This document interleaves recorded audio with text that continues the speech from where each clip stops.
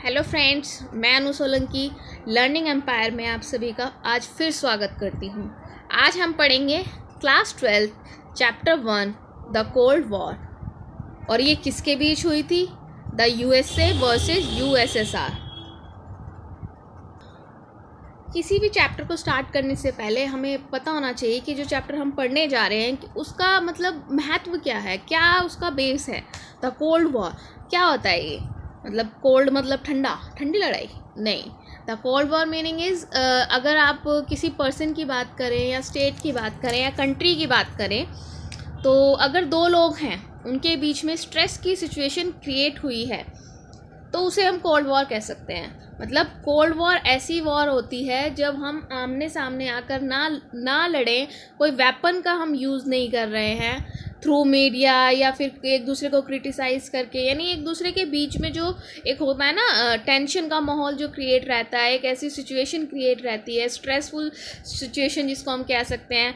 But आमने सामने हम लड़ाई नहीं कर रहे हैं, लेकिन उसके बावजूद भी हम दो स्टेट या दो पर्सन या दो कंट्री के बीच में एक स्ट्रेस की सिचुएशन क्रिएट हो रखी है, तो उसको हम कोल्ड वॉर कह सकते हैं। यानी कि कहीं कोई वेपन यूज़ नहीं हो रहा है, मतलब सिर्फ बोल चाल से या फिर एक दूसरे को क्रिटिसाइज करते हुए ही सिर्फ मुंह से जो लड़ाई की जाए, मतलब बोल के, जैसे होता है ना कि आपने किसी को बोल दिया और उसने आपको बोल दिया, मतलब हाथापाई कुछ नहीं हो रही है, कोई किसी को मार नहीं रहा है, बट ऐसे ही एक दूसरे को क्रिटिसाइज करके। अब बड़े लेवल पे कैसे होती है ये? जैसे कि अगर दो कंट्री की बात करूँ मैं, तो वो क्या करते हैं, थ्रू मीडिया उनके बीच में ऐसा स्ट्रेसफुल माहौल रहता ही है कि दूसरी कंट्री के लिए आप बोलेंगे, फिर दूसरी कंट्री आपके लिए बोलेगी, तो वो एक होता है कि आप डायरेक्ट फाइट तो नहीं कर रहे हैं, बट हाँ आप दोनों के बीच में एक स्ट्रेसफुल कंडीशन है, स्ट्रेसफुल सिचुएशन है, जिसको आप कोल्ड वॉर का नाम दे सकते हैं। तो आज हम इस चैप्टर में यही पढ़ेंगे। इस चैप्टर में बहुत सारी ट्रीटी भी एडेड है और किस तरह से ये जो दो कंट्री हैं यूएसए एंड यूएसएसआर, ये कैसे मतलब उभर कर सामने आई, क्या इनका बेस था, क्या इनका रोल था कोल्ड वॉर में, और क्या इनका वर्ल्ड वॉर 2 में 1 में क्या रोल रहा था, ठीक है। और किस तरह मतलब ये ऐसे दो पावरफुल कंट्री बन के उभरी और फिर इनके बीच में किस तरह का जो रिलेशन बना, वो हम इसमें पढ़ेंगे। तो ये चैप्टर बहुत इंपॉर्टेंट है। चैप्टर फर्स्ट है ये क्लास 12 का, और बहुत इजी चैप्टर भी है ये। एक आप स्टोरी की तरह इसको आप सुन सकते हैं, ठीक है। अगर आप इसे स्टोरी की तरह सुनेंगे, समझेंगे, तो डेफिनेटली आपका कोई भी पॉइंट इसमें नहीं रह जाएगा। फिर आप कहीं से भी क्वेश्चन आएगा आप लिख सकते हैं, क्योंकि इसके जो बेसिकली जो ट्रीटी हैं, जो नाम हैं, जो ईयर हैं, वो मैंने यहाँ सब मेंशन किए हैं। और अगर आप इसको बहुत डीपली जाके अगर इस डिस्क्रिप्शन को आप देखेंगे तो आपको यहीं से ही सारे पॉइंट्स कवर अप हो जाएंगे। तो अब हम स्टार्ट करते हैं अपना चैप्टर। द कोल्ड वॉर जो दो देशों के बीच में हुई थी, यानी कि हम कह सकते हैं दो कंट्री, यूएसए यानी कि अमेरिका, यूएसएसआर इसको क्या बोलते हैं? यूएसएसआर को बोलते हैं रशिया, यानी कि हिंदी में रूस। तो यहाँ पर बेटा क्वेश्चन ये भी पूछा जा सकता है कि शॉर्ट क्वेश्चन में आ सकता है कि यूएसए की फुल फॉर्म क्या है, तो आप लिख लीजिए। यूएसए की फुल फॉर्म है United state of America, United state of America. And USSR की फुल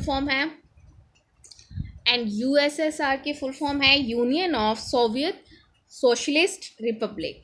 इसको हम सोवियत यूनियन के नाम से भी जानते हैं। तो इसके दो नाम थे, यानी इसकी अगर यूएसएसआर या फिर अगर सोवियत यूनियन भी आता है तो मान लेना दोनों एक ही चीज़ हैं, तो कंफ्यूज नहीं होना है। तो यूएसए एंड यूएसएसआर इसकी फुल फॉर्म पूछी जा सकती है, तो आप इसको आप अपने नोट्स में लिख सकते हैं। आपको बेनिफिशियल रहेगा ये, अगर आप लिखेंगे तो याद रहेगा, तो इजी रहता है कॉन्सेप्ट को समझने में। ओके, इसके बाद कोल्ड वॉर स्टार्ट कब से हुई? 1947 टू 1991। वैसे कुछ जो थिंकर्स हैं वो कहते हैं कि 89 में ऑलमोस्ट ख़त्म हो गई थी, लेकिन कहते हैं ना कि कुछ चीज़ों को ख़त्म होने में थोड़ा और टाइम लगता है। यानी कि माना जाता है कि जब यूएसएसआर का पूरी तरह से विघटन हो गया था, उसके बाद ही ये कोल्ड वॉर जो थी वो ख़त्म हुई थी, ठीक है। तो 1947 टू 1991 ईयर याद कर लेना कि 1947 टू 1991 तक कोल्ड वॉर हमारे टू कंट्रीज़ के बीच में रही थी, USA and USSR. The cold war was the tense relationship between country. जैसे कि मैंने अभी बताया था आपको कि जो कोल्ड वॉर होती है, दो कंट्रियों के बीच में अगर कोई टेंसफुल रिलेशनशिप है, यानी कोई ऐसा रिलेशन जो बहुत ज़्यादा स्ट्रेसफुल रहा है, तो उसको हम बोलते हैं cold war. The USA and the USSR never fought each other directly. अब जब कोल्ड वॉर है तो वो डायरेक्टली क्या करते हैं, बातों से मारते हैं, डायरेक्ट वॉर नहीं करते हैं, ठीक है। The second world war 1939 to 1945, ये आप लोगों को पता होगा क्योंकि आपने 9th में भी पढ़ा है। Okay, the second world war का जो टाइमिंग क्या थी, 1939 to 1945, came to an end with the defeat of the Axis power led by Germany, Italy and Japan by the Allied forces led by the USA, USSR, Britain and France। तो देखिए बच्चे इसमें क्या है, तो इसमें देखेंगे जो टू पावर्स जो थी, आपने देखा होगा कि सेकेंड वर्ल्ड वॉर के टाइम पे दो गुट बन गए थे, एक एक्सिस पावर का और एक एलाइड पावर का। तो इसमें क्या था, एक्सिस में जो कुछ कंट्रीज़ थी, जर्मनी, इटली, जापान, बुल्गारिया और भी 2-3 कंट्रीज़ थी इसमें जो एडिड थी। तो बेसिकली जो 3 कंट्री थी, जर्मनी, इटली एंड जापान, और एलाइड में जो था USA and USSR, Britain, France etcetera. यूँ तो बहुत सारी कंट्री थी, तो जो मेन थी मैंने यहाँ पे मेंशन की है, ठीक है। तो ये दो गुटों में बटे हुए थे कि कुछ एक्सिस पावर को लेड कर रहे थे और कुछ एलाइड पावर को लेड कर रहे थे। तो इसमें क्या था कि जब वर्ल्ड वॉर हो रही थी तो कंट्रीज जो थी डिवाइडेड थी 2 पार्ट्स में, ठीक है। लेकिन जो सबसे ज़्यादा जो कंट्रीज़ थी वो किस में थी, एलाइड में थी, और एक्सिस पावर में सिर्फ 5 या 6 कंट्री ऐसी थी जो इनका साथ दे रही थी। लेकिन यहाँ पर जो जर्मनी था वो बहुत ज़्यादा पावरफुल था, तो एक टाइम पर ऐसा लग रहा था कि हाँ ये लोग इन लोगों को डिफीट करना बहुत मुश्किल रहा होगा, मुश्किल हो जाएगा। बट एट द एंड जब यूएसएसआर और यूएसए ने साथ में आकर, या फिर ये कहिए कि जब ये दोनों ही एक ही गुट में थे, तो यूएसए ने भी, जब यूएसए को लगा कि हाँ ये अब मेरे पूरे वर्ल्ड के लिए तो है ही खतरा, लेकिन अब ये कहीं ना कहीं मुझे भी हार्म पहुंचा सकता है, तो यूएसए ने फिर इसमें पार्ट लिया। यूएसए ने स्टार्टिंग से पार्ट नहीं लिया था, ना फर्स्ट वर्ल्ड वॉर में ना सेकेंड वर्ल्ड वॉर में, ये बाद में जाकर उनसे जुड़ा है, ठीक है। तो यूएसए जो था वो बाद में, जब उसको लगता था ना कि हाँ मतलब अब मुझ पर भी ये बात आ सकती है, पहले वो इग्नोर करता था, लेकिन जब तक वो इग्नोर कर सकता है, टॉलरेट कर सकता है, ये चीज़ों को टॉलरेबल है, तो तब तक वो टॉलरेट कर रहा था। लेकिन जब उसको लगा कि हाँ अब उसके ऊपर बात आ जाएगी, तो फिर उसने वर्ल्ड वॉर ख़त्म होने से कुछ 2 साल पहले ही इसमें 2 या 3 साल पहले ही इसमें क्या किया, पार्ट ले लिया था। तो यूएसए क्या करता है, यूएसए का जो बेसिकली था कि जो यूएसए का काम, मतलब कह सकते हैं यूएसए इतना पावरफुल था उस टाइम पर, और आज भी है कह सकते हैं, ठीक है। बट उस टाइम पर यूएसए का एलाइड पावर में आना बहुत ज़्यादा, मतलब कह सकते हैं कि ये जो गुट था वो बहुत ज़्यादा पावरफुल बन गया था, ठीक है। तो इसमें यही बताया है कि जो सेकेंड वर्ल्ड वॉर के टाइम में 2 गुटों में बटे हुए थे कंट्रीज़, ठीक है। कुछ एक्सिस पावर का साइड ले रहे थे, कुछ एलाइड पावर का साथ ले रहे थे। तो इन दोनों में कौन कौन सी कंट्रीज़ थी और किस तरह से फिर एलाइड पावर्स ने एक्सिस पावर को डिफीट किया। और जैसे ही ये ख़त्म हुआ तो अब ये चीज़ अमेरिका को पता चल गई थी कि जो रूस है वो भी एक पावरफुल कंट्री बनकर उभर कर सामने आ रहा है। तो आप कह सकते हैं, और कुछ लोगों का कहना भी है और मानना भी है, कि जब सेकेंड वर्ल्ड वॉर ख़त्म हुआ था उसके बाद ही ये कोल्ड वॉर की जो शुरुआत है वो हो गई थी। लेकिन इसको एक परफेक्ट जो रूप जो दिया गया था वो 1947 में ही उभर कर सामने आया। मतलब होता है ना, पहले स्मॉल लेवल पे होती है, तो फिर जब बिग लेवल पे दिखने लगी तो उसको नेम दिया गया, एक ईयर दिया गया 1947 टू 1991। आप इसको मार्क कर सकते हैं कि जो सेकेंड वर्ल्ड वॉर का एंड था वो बिगनिंग थी कोल्ड वॉर की।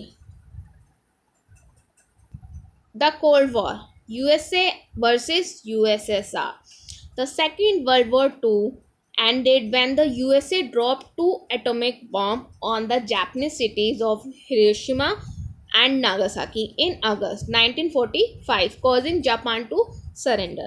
अब क्या था कि वो चाहते थे इस लड़ाई को ख़त्म करना, ठीक है।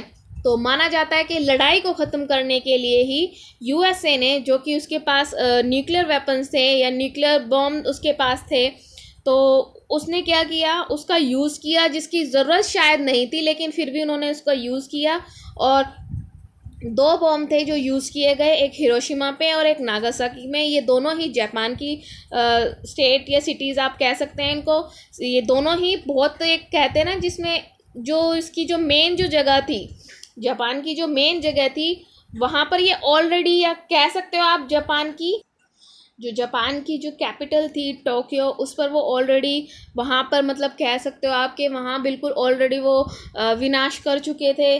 ठीक है। तो मेन उन्होंने ऐसी जगह को चुना बॉम्ब गिराने के लिए जहाँ से उनका बहुत ज़्यादा इंडस्ट्रियलाइजेशन होता था, यानी इंडस्ट्रियल जो एरियाज़ थे उन्होंने वही चुने कि मेनली वो अगर ख़त्म हो जाएंगे तो जापान अपने आप ही ख़त्म हो जाएगा। ठीक है।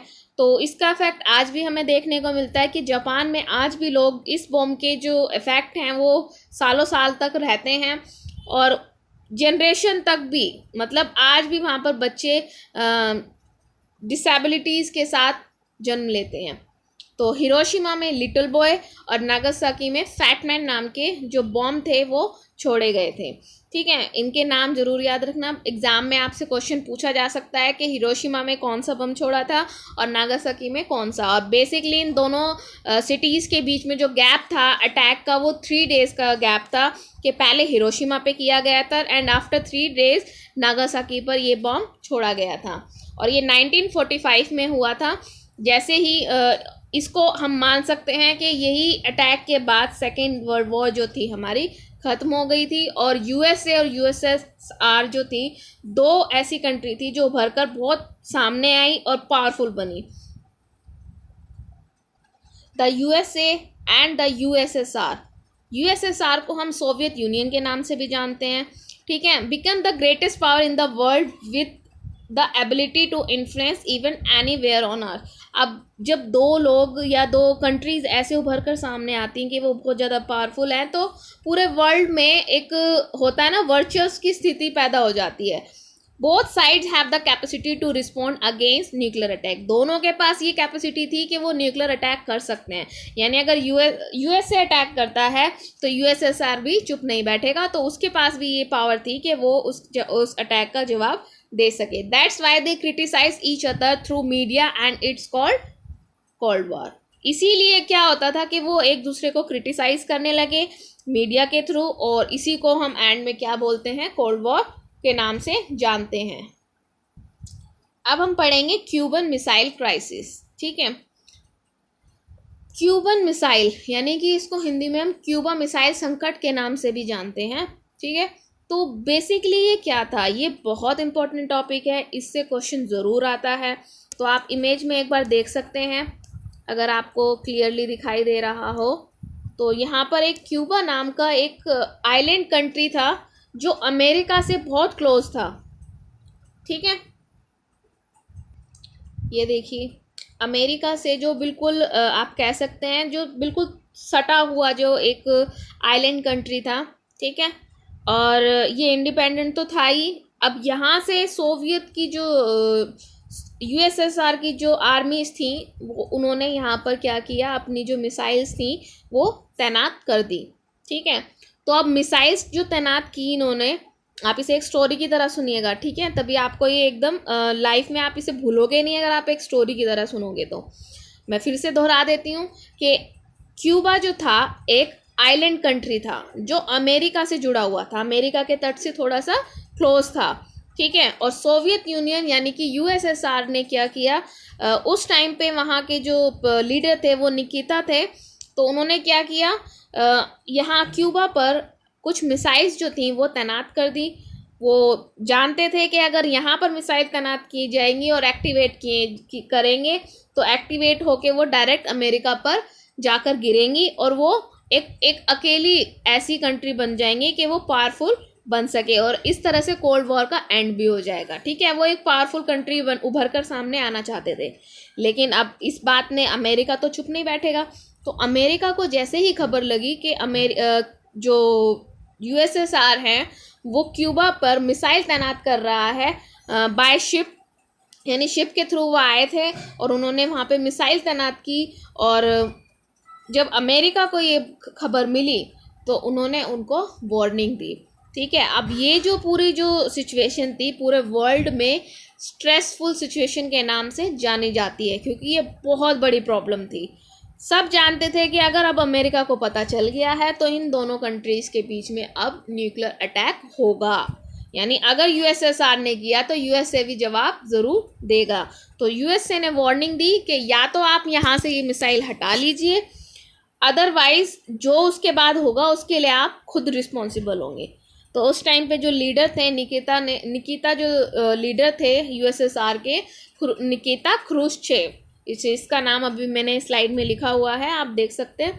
तो वो उन्होंने क्या किया कि इस बारे में सोचा कि पूरे वर्ल्ड के लिए उन्होंने सोचा और फिर अपनी एक कहते हैं ना कि ये तो था ही कि इसमें जीत किसकी होगी। अगर उन्होंने भी अटैक किया आगे से और अटैक का उनको जवाब मिला तो निकिता ने दिमाग लगाया कि अगर वो अटैक का जवाब करेंगे तो फिर इसमें जीत तो किसी की भी नहीं है। ठीक है, और ये पूरे वर्ल्ड के लिए बहुत ज़्यादा प्रॉब्लमेटिक हो जाएगा, क्योंकि ये जो अटैक थे वो कोई नॉर्मल अटैक तो थे नहीं, ये आने वाले जनरेशन के लिए बहुत प्रॉब्लमेटिक हो जाता और पूरे वर्ल्ड में ये सबसे बड़ा एक कह सकते हो आप थर्ड वर्ल्ड वॉर बन के सामने आता, जिसमें शायद ही किसी का नामो निशान बचता।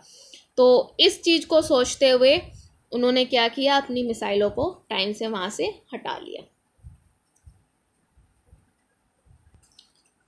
अब यहाँ पर इसके पॉइंट्स देख लेते हैं। In 1962 the leader of the Soviet Union Nikita Khrushchev place nuclear missiles in Cuba for converting it into a Russian base. Obviously बात है कि उन्होंने ये था कि अब ये पूरा रशियन बेस इसको दे देंगे और वो डायरेक्ट अमेरिका पे डायरेक्ट अटैक कर सकते हैं वहाँ के। ये 1962 में हुआ था बच्चे, ये ध्यान रखेंगे, ईयर हमेशा याद रखना है, क्योंकि ये शॉर्ट क्वेश्चन में पूछा जा सकता है, नाम भी पूछा जा सकता है उस टाइम लीडर का। और ये सोवियत यूनियन यानी कि यूएसएसआर के लीडर थे। और अब ये भी तो पूछेंगे कि यूएसए में उस टाइम पे कौन से लीडर थे, तो यूएसए में थे जॉन एफ कैनेडी के नाम से एक लीडर थे, प्रेसिडेंट जिनको बोला जाता है। मैंने पहले भी बताया था कि जो प्रेसिडेंट होता है यूएसए का वही गवर्नमेंट को रूल करता है। तो after 3 weeks later USA become aware of it. America को जो था वो पता चला कि हाँ ऐसा कुछ हो रहा है। तो यूएसए के जो प्रेसिडेंट थे John F Kennedy and his adviser try to find a solution to avoid a full scale nuclear war, यानी कि वो चाहते थे कि इसका कोई सॉल्यूशन निकले। तो उन्होंने ऑर्डर किया या फिर उनको वार्निंग दी। थर्ड पॉइंट में जैसे लिखा हुआ है, Kennedy order America warship to intercept and any Soviet ship heading to Cuba as a way of warning the USSR, यानी इसको वार्निंग की तरह उनको बताया गया कि ये आपके लिए वार्निंग, इसे आप ले सकते हैं कि अगर आपने ऐसा किया तो वो भी चुप नहीं बैठेंगे। ठीक है, तो और ये इसका करने से पूरे वर्ल्ड में कुछ होना नहीं है, क्लैश होगा और बहुत सारे यानी प्रॉब्लम जो थी वो रेज होंगी, इससे फ़ायदा किसी को नहीं होने वाला था। This clash between the USA and the USSR came to be known as a Cuban missile crisis. तो इस क्लैश को हम बोला जाता है कि दो कंट्रियों के बीच में जो हुआ था इसको हम क्यूबन मिसाइल क्राइसिस भी बोलते हैं। It made the whole world nervous. Obviously बात है, जब थर्ड वर्ल्ड वॉर स्टार्ट होने वाला और पता है कि इसके बाद शायद ही किसी का अस्तित्व बचे, तो अर्थ के लिए बहुत ज़्यादा हार्मफुल था ये अटैक। तो सबको यही था कि अगर अब ये अटैक होगा तो शायद ही मतलब कौन जीता और कौन हारा ये डिसाइड करना पॉसिबल नहीं होगा। तो होल वर्ल्ड जो था वो पूरा नर्वस हो चुका था। The emergence of two power blocks. The two powers, example the USA and USSR, wanted to expand their sphere of influence in different part of the world. Hence, they decided to take help of the small countries. अब दो जो power थी USA and USSR, ये दो गुट ऐसे थे जो भरकर सामने आए। ठीक है, तो ये कैसे दूसरे जो स्मॉल कंट्रीज थी वो उन पर अपना इन्फ्लुएंस जमा रहे थे, कैसे वो उनको इन्फ्लुएंस कर रहे थे कि वो किस कंट्री के साइड में उनको होना चाहिए।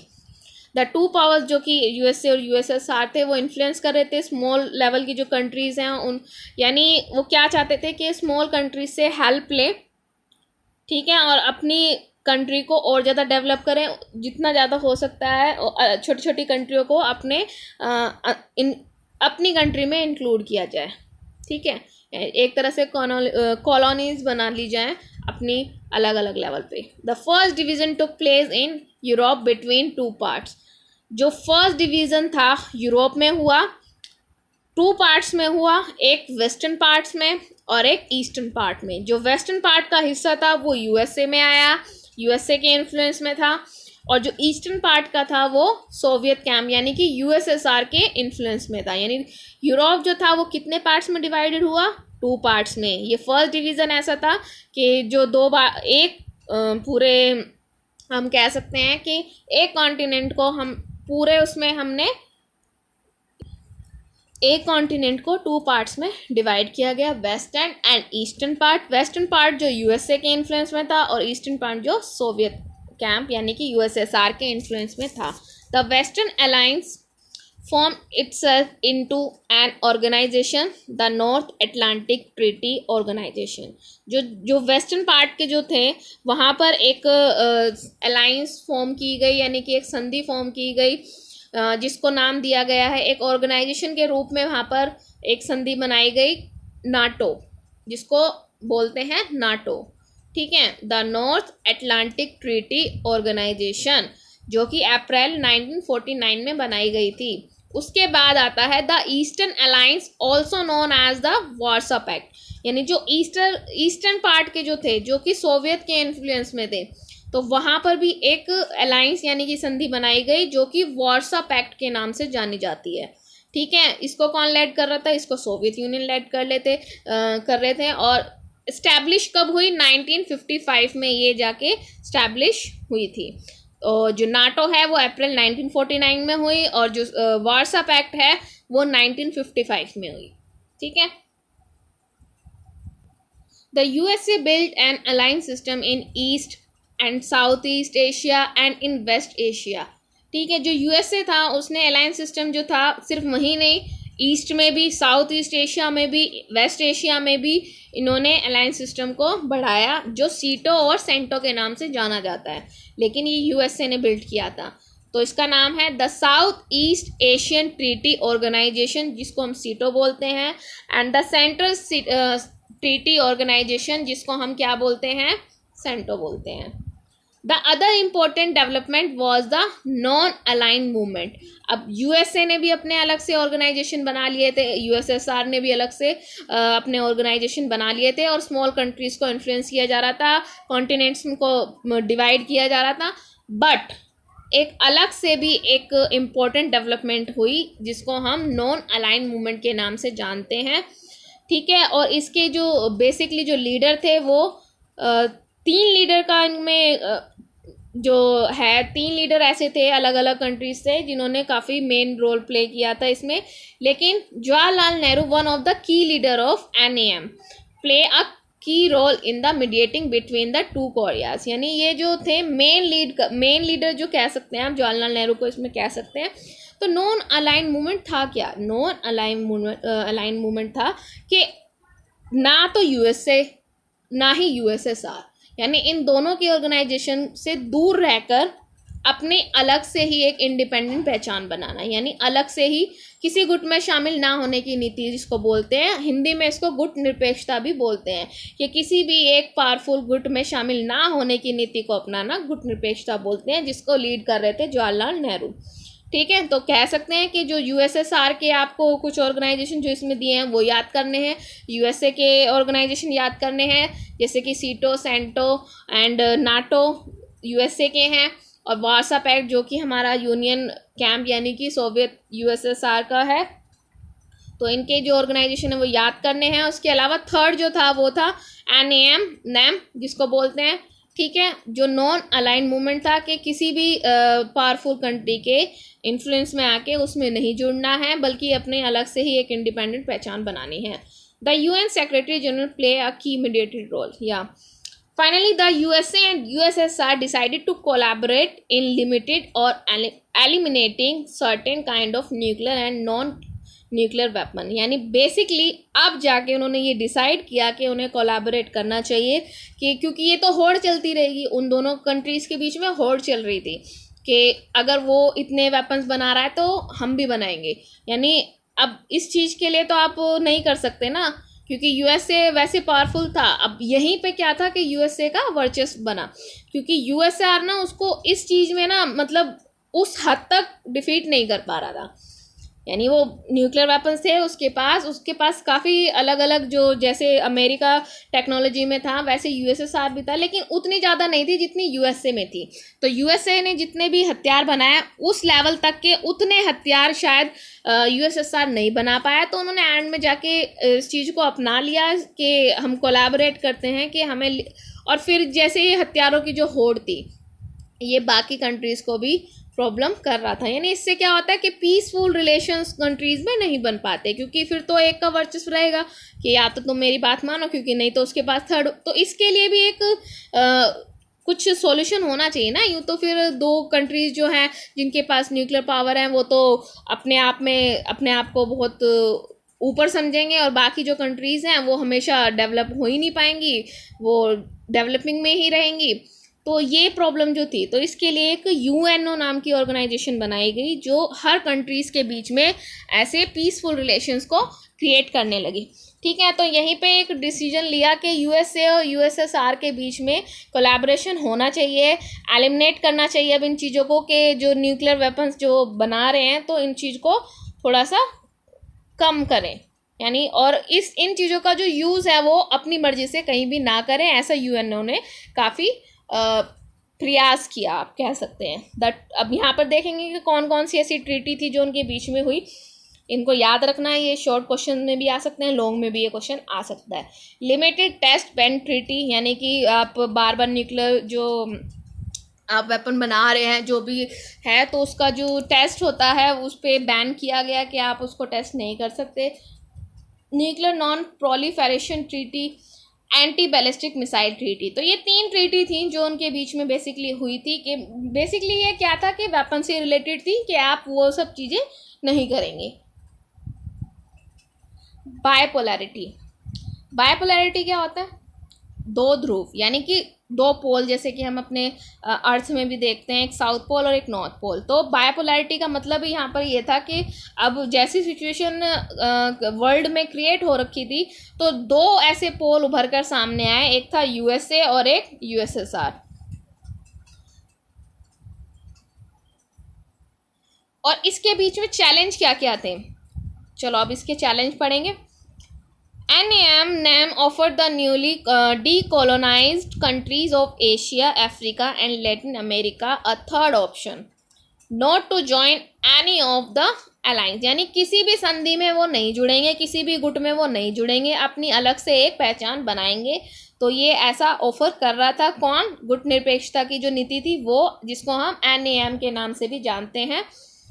First NAM summit was held in 1961 at Belgrade। ये बहुत इंपॉर्टेंट क्वेश्चन है, शॉर्ट में भी आ सकता है, MCQ में या पैराग्राफ में, कैसे भी इसको आपसे पूछा जा सकता है। पैराग्राफ में दे देंगे, पैराग्राफ की फॉर्म में दे देंगे, या फिर इसमें क्वेश्चंस पूछ सकते हैं। ये शॉर्ट क्वेश्चन में आ सकता है। तो आपको पता होना चाहिए कि जो गुट निरपेक्षता की जो नीति थी या इसकी जो भी मीटिंग्स होती थी वो कब स्टार्ट हुई? 1961 में। और कहाँ पर हुई? बेलग्रेड में। NAM was founded by 3 leaders। अभी मैंने बताया था कि इनमें बेसिकली 3 लीडर का रोल था, लेकिन जो जवाहरलाल नेहरू थे वो बहुत ज़्यादा इसमें लीड करते हुए नज़र आए थे। तो वो जो 3 लीडर्स थे जिनका इसमें रोल कह सकते हो या ये कह सकते हो कि इन्होंने ही इसको फाउंड किया था, तो उनके नाम है यूगोस्लाविया जोसेफ ब्रोज टिटो, जो कि यूगोस्लाविया के थे। यूगोस्लाविया के जो लीडर थे उनका नाम था Joseph Broz Tito. India's leader जो थे वो कौन थे? Jawaharlal Nehru. And Egypt leader कौन थे? Gamal Abdel Nasser. ठीक है, नाम भी बड़े अजीब अजीब हैं तो ये इनके नाम थे। तो ये 3 नाम जो है इनको याद कर लेना, या अगर याद नहीं होते हैं तो अपने दोस्तों को ये नाम दे देना और डेली उनको नाम से बोलना, मजाक में ही सही, तो आपको शायद याद हो जाए। तो भाई मैंने तो ऐसे याद किए थे, तो आप भी ऐसे याद कर सकते हैं। Indonesia Sukarno and Ghana's Kwame Nkrumah strongly support them. यानी इंडोनेशिया के जो लीडर्स थे इन्होंने भी इनको काफ़ी सपोर्ट किया था। नाम भी आप यहाँ पे भी देख सकते हैं, इसके नाम भी बहुत अजीब है। वैसे ये पूछा नहीं जाता है इंडोनेशिया का, बट जो 3 लीडर्स जो थे जो जिन्होंने फाउंड किया था गुट निरपेक्षता को, उसके नाम आपको याद करना बहुत ज़रूरी है। बस फिर भी मैंने इसको यहाँ पे दे दिया था कि इन्होंने भी यहाँ पे सपोर्ट किया था, तो भाई इनका नाम भी यहाँ पे होना चाहिए, ठीक है। इनका भी रोल था तो इनको भी थोड़ी सी अहमियत देनी चाहिए। It play a role in mediating between the 2 rival alliance. ये काफ़ी रोल प्ले करते थे 2 राइवल अलायंस के बीच में। तो ये था हमारा बायपोलैरिटी जो अभी ख़त्म हुआ। Now new international economic order, ये हमारा लास्ट टॉपिक है, ठीक है। क्या मतलब इकोनॉमिक ऑर्डर इंटरनेशनल लेवल पे हुए उस टाइम पर जैसी ये चीज़ें हो रही थी। तो the challenge for the new decolonised country was to become more develop economically. Yes, तो इसमें क्या था कि जो लोग जो पॉवर्टी से उभरें, थोड़ा सा जो पॉवर्टी के नीचे जा रहे हैं तो उससे थोड़ा उभरें और ख़ुद थोड़े से डेवलप हुए, ठीक है। तो ये एक फर्स्ट उनका स्टेप था। The idea of a new international economic order, जिसको हम NIEO भी बोलते हैं, ये इसी के साथ इसको रिलीज़ किया गया था। इस आइडिया को फॉर्म में लाया गया था ताकि जो कंट्रीज़ हैं जो डेवलप नहीं हो पाई हैं वो डेवलप हो सकें, और जो लोग पॉवर्टी लाइन के काफ़ी नीचे जा रहे हैं, पॉवर्टी बहुत ज़्यादा है जिन कंट्रीज़ में, उसको थोड़ा उभारा जा सके। The nature of non alignment changes to give greater importance to economic issues. As a result NAM यानी कि NAM become an economic pressure group, यानी कह सकते हैं कि इस पर इकोनॉमी इश्यूज़ का ज़्यादा प्रेशर बन गया था क्योंकि ये इंपॉर्टेंस भी उसको सबसे ज़्यादा देते थे। तो कह सकते हैं कि इकोनॉमी को डेवलप करने के लिए इस पर सबसे ज़्यादा प्रेशर था इस ग्रुप पर। तो यही इसके इकोनॉमिक ऑर्डर थे।